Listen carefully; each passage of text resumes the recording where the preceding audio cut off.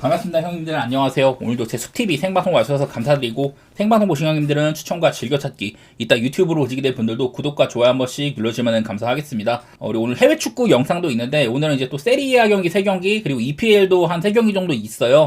그래서 EPL에 뭐 리버풀이나 아스날, 뭐 첼시, 토트넘 이런 경기들 기록상으로 따져볼 만한 것들도 좀 있어가지고 이제 영상 담아놓은 거 있으니까 많이 봐주시면은 참고될 만할 것 같습니다. 자, 첫 경기는 미러키 대 세크라멘토인데요. 오늘 6경기 중에 4경기가 먼저 마감이 됩니다. 근데 문제는 그 앞선 이제 미러키 경기도 핵심 선수 결장이 있어요. 야니스가 내일도 퀘셔너블이다. 지난번 경기 때 이제 골스전에서 그 전까지는 별로 말이 없다가 갑자기 쿤보가 이제 무릎 부상으로 갑작스럽게 결장을 했었거든요. 근데 원래 쿤보는 약간 무릎에 이상이 있는 선수이긴 한데 급 결장이 있었고, 근데 심지어 그 경기를 미러키가 이겼단 말이죠. 전반적인 3점 같은 거 아주 좋았고, 롤린스의 커리어 하이 게임이나 이런 것들이 터져가면서 무려 이제 야니스가 없는데 골스를 잡아냈다. 정말 대단한 쾌거를 거두기도 했었습니다. 미러키는 원래부터 홈발이 좋은 팀인데 그런 것들도 뭐 빛을 발했던 것 같고, 그날 골스가 엄청 나빴던 것도 아닌데 특별히 좀 미러키가 괜찮았던 것 같아요. 이번에도 뭐 3점 41%로 꼽고 이러면서 이런 여러 가지 뭐 수비나 허슬 그런 것들도 빛났고, 팀적으로 단단히 준비가 되어 있다는 생각입니다. 쿤보라는 이런 핵심 선수가 없는데 지금 이제 미러키는 쿤보 외에 그 전에 뭐 릴라드라든지 이런 좀 팀의 지금 1옵션이 그냥 쿤보 하나잖아요. 이랬는데도 쿤보가 지금 여러 가지를 해주는데 득점이면 득점, 리바, 어시 전부 다 팀 내에서 뭐 최상위권 카테고리에 있는데도 그런 선수가 빠졌는 데까지 이겼다. 그만큼 이런 기본빵이 좋다는 생각이 좀 있어요. 그리고 이 세크라멘토한테 미러키는 여태까지 상당히 강한 면모들이 많이 있었습니다. 뭐 시즌마다 다른 동서부 다른 지구들이기 때문에 그렇게 많이 안 많아요. 시즌당 한 2번 정도밖에 안 만나는데도 맞대결상으로는 쭉 이렇게 그냥 쿤보의 시대에는 그냥 미러키가 압살을 했다고 보면 됩니다. 지금 상대 전적이 17대1이거든요. 지금 최근에. 그만큼 미러키가 굉장한 우세에 있다. 사실 세크라멘토가 지금 너무 못하고 있는 게 큰 것 같아요. 내일은 심지어 벤치에서 점수를 더해줄 수 있는 몽크까지 아웃이어가지고 일단 벤치도 좀 약해지는 부분이 있고, 슈로더, 서브룩, 라빈, 드로잔, 사보니스 이 라인업에서는 수비를 잘한다고 평가할 만한 선수가 거의 뭐 없다고 봐야 됩니다. 그나마 이제 서브룩이 요즘 약투가 좀 터져요. 의외로 3점 같은 것들도 터지고 하면서 쓰임새가 있는데, 원래 이 자리가 키오넬리스 자리거든요. 그나마 키오넬리스가 있으면 허슬이나 수비 이런 것들을 더해줄 수 있지만은 이 라인업으로는 사실 수비가 잘 되기가 어렵다. 근데도 이제 세크는 보면은 수비가 아예 안 되지는 않습니다. 지표로 봤을 때는. 대신에 공격이 참 모자라다. 보면은 야투율이나 3점이 꽤나 괜찮은 거에 반해서 득점이 상당히 저조한 부분들이 있어요. 그렇기 때문에 이게 세크라멘토가 지금 경기당 227.8점밖에 안 난다. 이거를 또 좋은 성적으로 거둔 것도 아니거든요. 세크라멘토 이제 유타를 한번 겨우겨우 이긴 거 말고는 그거 외에는 참 나머지 경기는 다 개차반으로 졌는데, 저는 내일도 세크라멘토가 경쟁력이 별로 없다고 보기는 합니다. 근데 이 문제는 이게 쿤보가 나오냐 마냐인데, 작년 기준에 쿤보가 이제 코트 위에 있을 때와 없을 때 차이입니다. 코트 위에 없는 시간도 꽤 긴데요.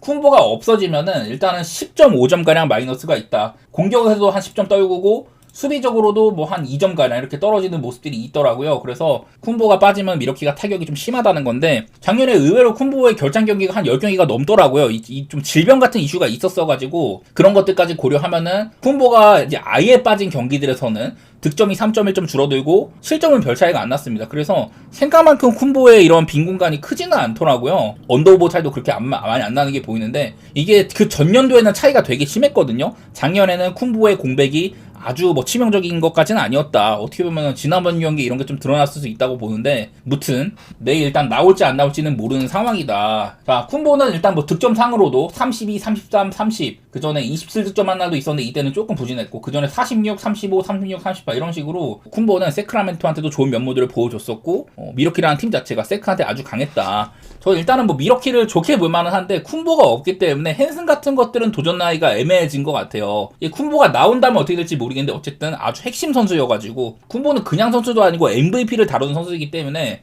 없다면은 참 이제 아쉬울 만한 상황이잖아요.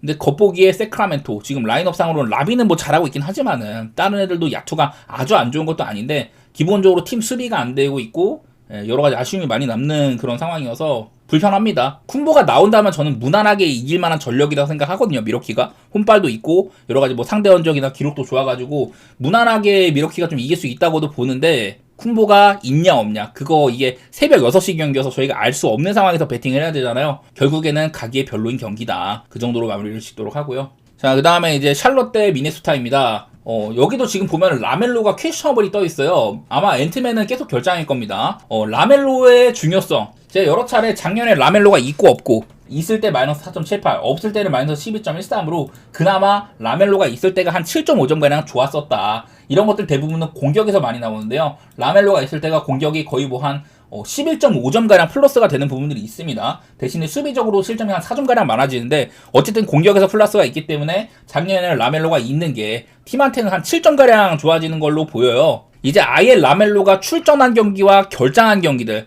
방금 보여드린 자료는 라멜로가 벤치에서 쉬는 것까지 포함을 한 거고, 라멜로가 빠지면은 득점이 8.7점가량 줄어듭니다. 있을 때조차 샬럿은 점수를 많이 못 냈어요. 후반기 때 라멜로가 있을 때조차 되게 안 좋았어가지고, 실점 부분에서는 오히려 라멜로가 없어지면은 실점은 좋아진다. 3.3점가량 실점은 줄어든다. 이래갖고 플러스가 있었는데, 종합적으로는 없는 경기에서는 일단은 마진이 5.4점가량 빠져요. 그리고 12점이나 언더로 가더라. 아까도 없는 경우에서는 득점이 이제 한 11점가량, 이 자료에서도 득점이 11점가량 빠지는데 수비도 한 4점가량 좋아지거든요. 종합적으로는 라멜로가 코트 위에 있냐 없냐는 거의 뭐 15점가량을 좌우한다, 언더오버가.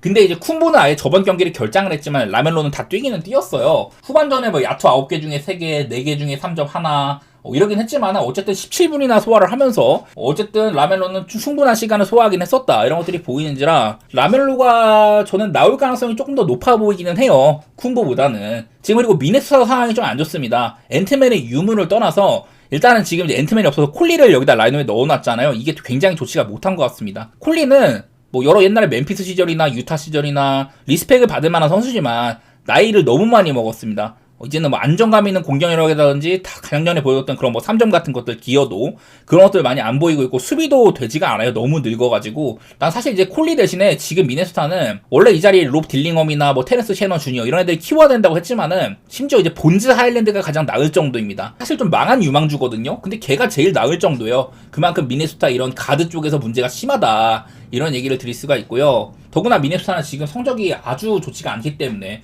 그냥 라인업 자체는 앤트맨이 없어도 꽤나 경쟁력이 있는 라인업인데 이런 것들이 경기장 안에서는 이루어지지 않고 있거든요. 직전 경기 레이커스한테 심지어 그날 이제 리브스가 다른 날에 비해서 조금 부진했는데도 그랬는데도 져버렸고, 덴버한테도 무난하게 패하고, 인디애나를 잡았지만 그날 이제 미네소타가 10.5마인인가 11.5마인이었는데 점수차는 4점밖에 안 났습니다. 오히려 미네소타가 뒤지는 시간도 길었었고, 미네소타 시즌 초반에 참 안 좋은 게 많이 보이는 것 같아요. 이런지라서 이렇게 미네소타가 흔들린다면은 상대팀이 좀 단단한 팀이면은 프렘 보는 거 괜찮거든요. 하지만 샬럿 역시 얘네들도 기복이 워낙에 심하기도 하고, 라멜로가 내일 뛸지 안 뛸지 모른다, 이런 것들 때문에 애매합니다. 나는 만약에 라멜로가 뛴다 그러면 오바 정도는 괜찮을 것 같아요.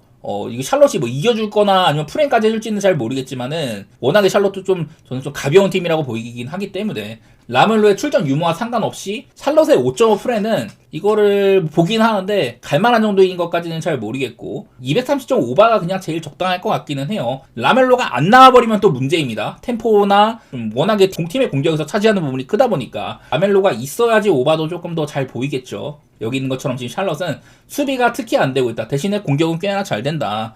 이런 와중에 있고, 미네소타는 수비팀이라는 이런 명색이 무색하게 지금 굉장히 실점도 많고 공격도 안 풀리고 있는 상황입니다. 이런지라서 그냥 이 경기는 뭐 오바 정도 생각하고 있는데 역시나 라멜로가 있냐 없냐를 정확히 알 수가 없기 때문에 배팅하기가 별로인 경기가 돼버렸네요. 그 다음에는 워싱턴 대 올랜도입니다. 워싱턴은 직전 경기 오클라호마한테 그냥 아주 개 찢어졌었습니다. 근데 그거는 워싱턴이 이제는 맥컬럼을 쓰기도 하고, 이전에는 뭐 캐링턴 같은 애들 이런 좀 신인급이고, 맥컬럼도 슛은 좋지만은 그렇게 막 핸들링이나 이런 것들이 아주 우수하다고 볼 수는 없거든요. 그런 부분에서 오클라호마의 강력한 핸들러 압박에 고전을 많이 썼다. 근데 올랜도는 기본적으로 좋은 수비팀이고, 석스가 컨디션이 괜찮을 때는 일단은 수비발은 확실히 갖추고 있는 선수잖아요. 핸들러에 대한 압박, POA 디펜더로서 석스는 아주 훌륭한 선수다. 이런 것들이 있기 때문에 일단은 워싱턴이 조금 안 풀릴 수는 있습니다. 사실 워싱턴은 지금 굉장히 빠른 속도를 선보이고 있어요. 페이스상으로는 현재 리그 전체에서 이제 5등 정도 106.11이 찍힙니다. 이제 전체에서 가장 빠른 마이애미 다음으로 포틀랜드, 멤피스, 샬럿, 워싱턴 이런 애들은 다 비슷비슷하다는 얘기를 많이 드렸던 것 같아요. 그만큼 리그에서도 손꼽히게 빠른 이런 템포를 보여주고 있는 애들이라고 보이는데, 그리고 저는 뭐 키션 조지가 꽤나 괜찮다, 알렉사르도 지난번 필라델피아전에서 커리어 하이를 기록을 했다, 이런 식으로 칭찬을 몇 번 했었는데요. 근데 워싱턴이라는 팀 역시나 얘네들도 많이 가벼운 게 문제예요. 확실한 코어 자원이라든지 전부 이런 애들이 커나가고 있는 그런 와중에 있을 뿐인지라서 그렇게까지 뭐 엄청 좋게 볼 건 없습니다. 그리고 상대 전적상으로도 올랜도한테 최근에 10연패를 당하고 있다. 작년에는 특히나 대부분 좀 언더게임이 많이 나왔던 게 보여요. 워싱턴은 좀 적은 점수로 많이 묶였었다.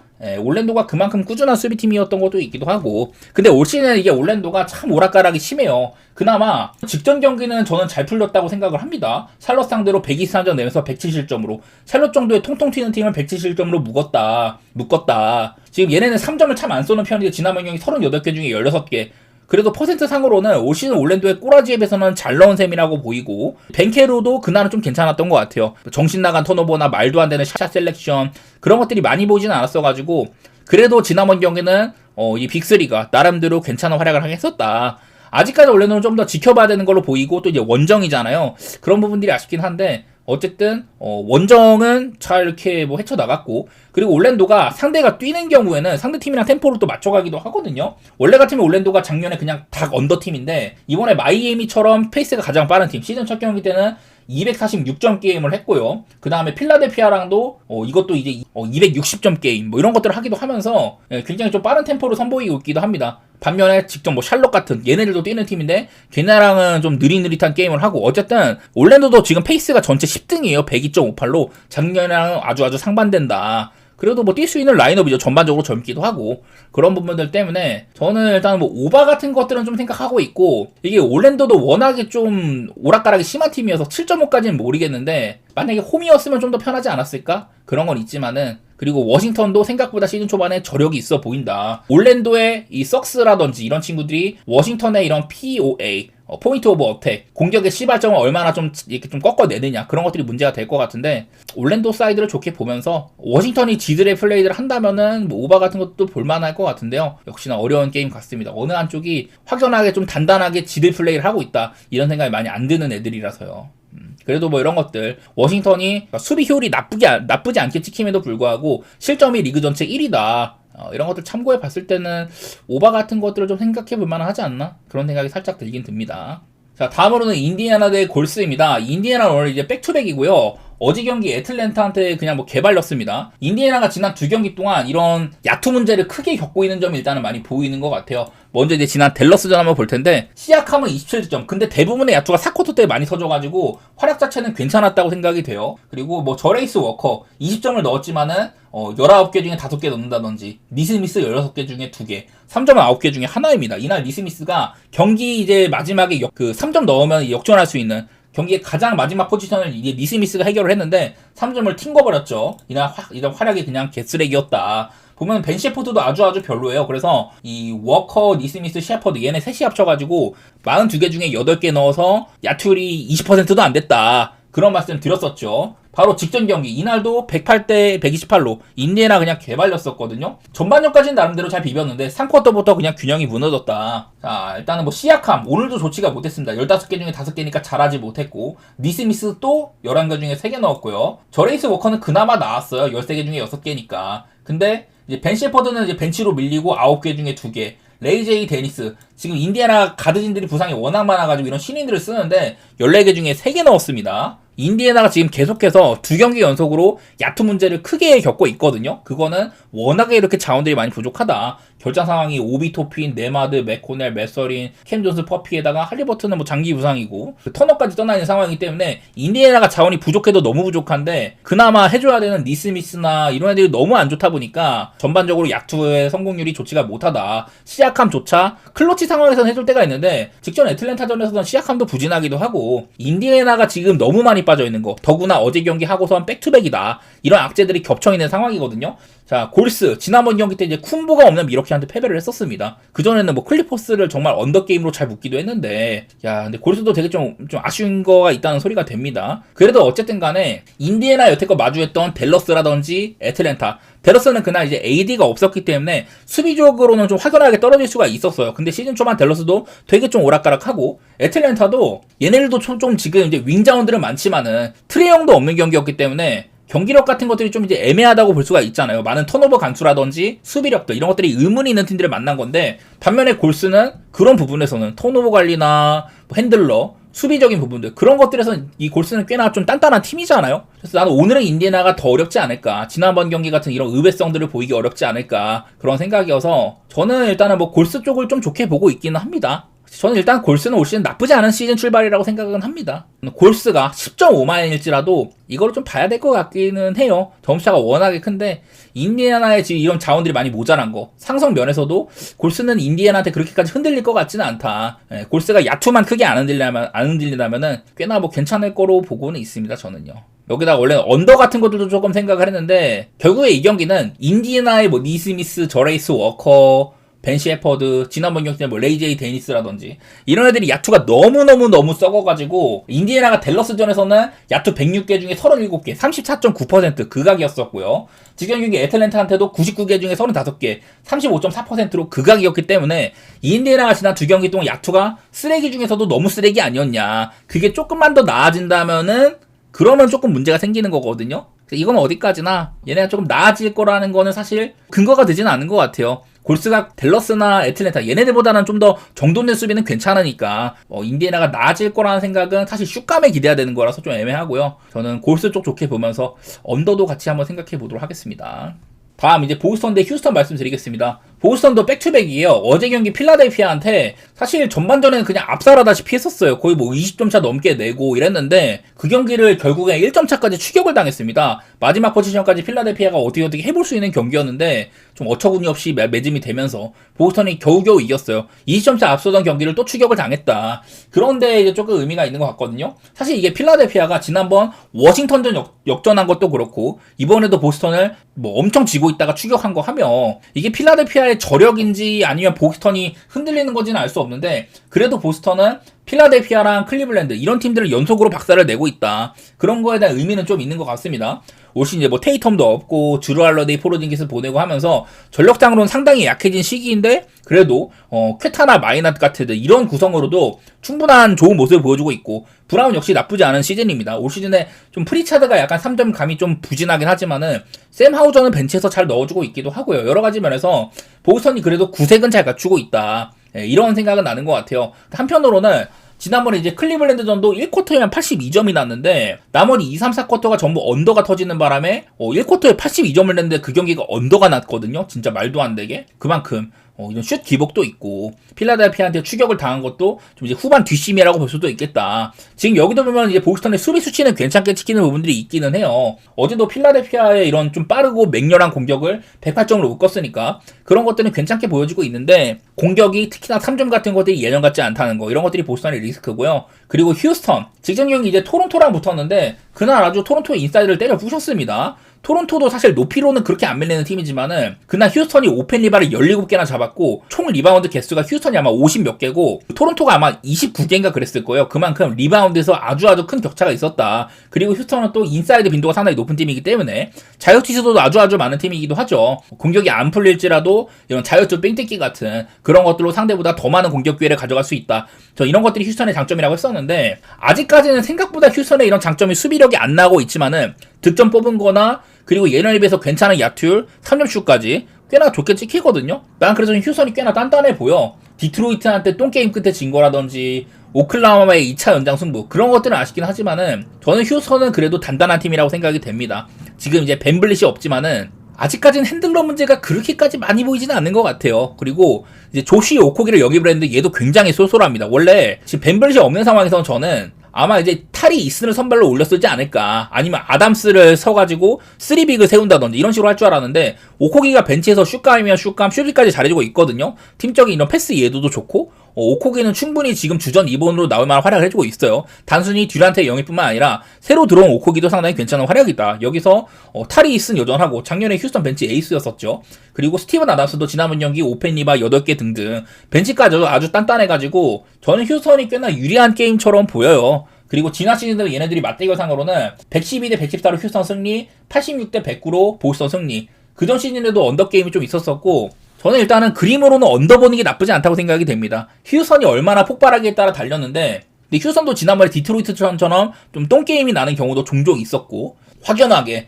보스턴이 지금 리그에서 좀 가장 좀 수비적으로 언더게임을 템포를 보이는 것도 있고요. 그리고 얘네 둘이 지금 리그에서 엄청 지금 빠른 리그잖아요. 보스턴이 페이스가 96.58로 꼴찌, 휴스턴이 96.59로 0.01 차이로 둘 다 리그 꼴찌랑 바로 꼴찌 다음 애들이거든요. 세 번째가 클파니까 그 클파보다도 더 느린 팀들이다. 그래서 그냥 얘네들이 내일은 뭐 야투가 엄청 폭발하는 게 아니라면은 227.5 그렇게 높은 기준점은 아니지만은 저는 언더를 봐야 된다고 생각을 하고요. 보스턴이 뭐 백투백이라거나 그런 점에서는 휴스턴이 좀 더 유리한 부분이 있을 거라고 생각은 됩니다. 보스턴이 어쨌든 클리블랜드, 필라델피아 되는 팀들을 잡으면서 3연승 중이라는 거, 그런 것들 때문에 이게 휴스턴이 5점을 해줄 수 있을까는 약간 의문이거든요. 사실 근데 여태까지 보여준 건 휴스턴은 저는 마헨을 봐도 괜찮을 거라고 보이기는 해요. 그냥 단순하게 지금 보스턴이 확연하게 전력이 많이 떨어진 거지만 진짜 팀 이름값 때문에 마헨을 못 가겠거든요.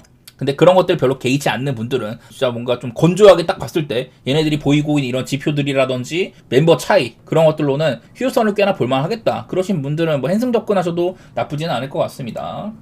자, 그 다음에 디트로이트 대 댈러스 경기입니다. 자, 내일 경기가 이제 멕시코 글로벌 게임입니다.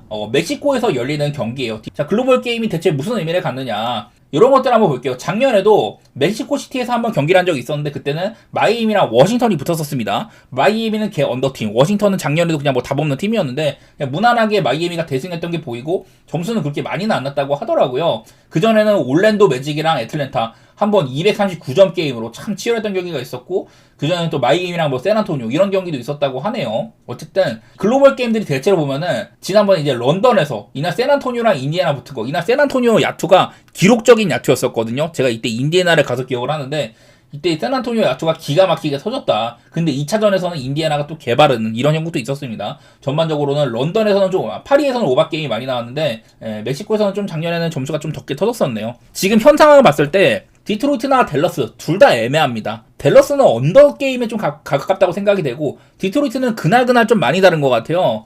이 디트로이트가 이 커닝햄이 기복이 좀 있는 것 같은데 얘가 참 우수한 선수입니다. 시야도 좋고 본인의 몸빵 같은 것들도 좋고 뭐 운영 능력도 좋고 심지어 수비까지 잘하기 때문에 만능 선수라고 보이긴 하는데 턴오버가 문제예요. 워낙에 좀 프레임이 큰 이런 가드다 보니까 턴오버가 많다는 게 문제인데 지난번에 아마 9턴오버인가 8턴오버 했었거든요. 그러는가 하면 직전 올랜도전에서는 30득점에 뭐 어시스트 10개 이상 턴오버가 빵개였다. 그렇게 깔끔한 경기를 하기도 합니다. 어쨌든 팀적인 기복 같은 게 상당히 심하다. 그래도 뭐 올랜도나 보스턴, 휴스턴, 무려 휴스턴을 잡는 그런 경기도 했었고, 또 이제 뭐 클리블랜드나 시카고 이런 팀들한테 진 거라 가지고 그날 되게 좀 오락가락한다고 생각이 돼요. 반대로 댈러스는 지금 일단 뭐 어빙이 없는 것도 큰데 핸들러의 부재가 상당히 큰데 지금 이제 앤서니 데이비스까지 지난번 경기 때 이제 종아리에 약간 부상이 있어가지고 1쿼터 만에 나갔잖아요. 내일도 못 뛸 거라고 합니다. 이게 지금 게포드도 퀘셔너블이에요. 라이블리도 누워있고 AD도 없기 때문에 지난번 경기는 이제 게포드가 못 나왔고 드와이트 파웰 팀의 제4센터가 나와가지고 그날 의외로 잘했었거든요. 어쨌든 내일 게포드가 나올지 안 나올지도 좀 의심이 되는 상황이다. 라인으로 보면은 댈러스랑 디트로이트는 차이가 꽤나 큽니다. 쿠버 플래그를 뽑긴 했지만 아직까지 팀적으로는 정돈된 것들이 보이지가 않는다.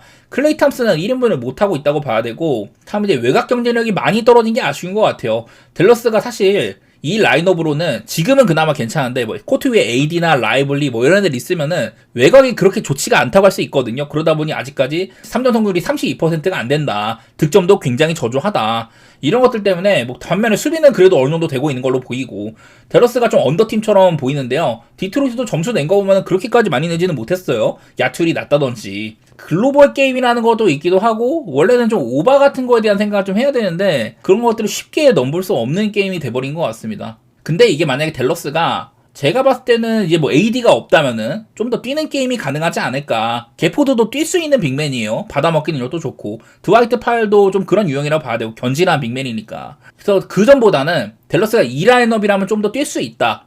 그리고 아마 지난번에 잘했던 브랜든 윌리엄스라든지 디안드로 러셀 이런 핸들러들이 조금 더 긴 시간을 받을 만도 한데 그런 것들 생각하면은 일단 뭐 오바 같은 것도 생각은 해볼만 하거든요. 뭐랄까 글로벌 게임즈라는 어쨌든 흥행을 하기 위한 건데 조금 더 재미있는 게임을 위해 빵빵빵 터지는 그런 게임을 기대할 만도 하다. 뭐 콜상으로나 약간 뭐 그런 것들도 있긴 한데 어쨌든 쉽지 않은 경기처럼 보입니다. 두 팀 다 뭔가 본인들이 잘해가지고 쭉 잘 나간다거나 그런 색깔보다는 디트로이트는 뭔가 상대팀이랑 맞춰가는 느낌이고 댈러스는 대놓고 잘하고 있지 못하다. 운영 자체가 별로다. 그런 느낌이어가지고 야 이게 참 어렵네요. 오늘 225.5밖에 안 받아가지고 그래갖고 그냥 오버보는 정도인데 이런 지표상으로는 둘 다 오버보기에 좋은 팀들까지는 아니다. 이런 것들도 겹쳐가지고 어려운 게임이 될 것 같습니다. 네, 저는 뭐 디트로이트 쪽 좋게 보면서 오바를 살짝 보는 정도 그 정도에 그칠 것 같네요.